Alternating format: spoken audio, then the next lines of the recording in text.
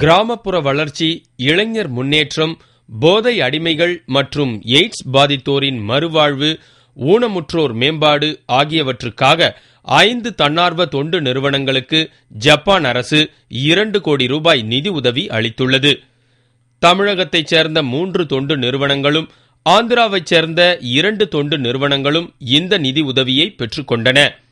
இதற்கான காசோலைகளை ஜப்பான் தூதரக அதிகாரி சென்னையில் உள்ள ஜப்பான் தூதரகத்தில் வழங்கினார். கன்னியாகுமரியைச் சேர்ந்த சமூக பொருளாதார மேம்பாட்டு அமைப்பினர் இந்த நிதியை இளைஞர்களுக்காக செலவிடப் போவதாக தெரிவித்தனர். அரசு நிறுவனங்கள் மூலமாக பல பயிற்சிகள் மக்களுக்கு பொருளாதார மேம்பாட்டுக்காக கொடுத்து கொண்டிருக்கின்றோம். முக்கியமாக கைவினை கலைஞர்களை உருவாக்கி கொண்டிருக்கின்றோம்.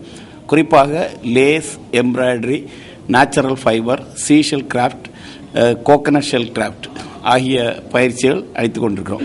இந்த பயிற்சிகளுக்காக எங்களுக்கு சரியான பயிற்சி அளிக்கின்ற வசதி, ட்ரெயினிங் ஹால் இல்லாத ஒரு நிலைமையில் ஜப்பான் அரசாங்கம் இந்த ஜிஜிபி திட்டத்தின் மூலமாக எங்களுக்கு உதவி செய்ய முன்வந்தார்கள்.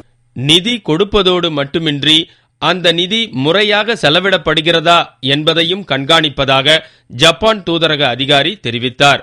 The purpose of this grassroots grant aid is to extend our helping hands to those very poor and underprivileged people in our society.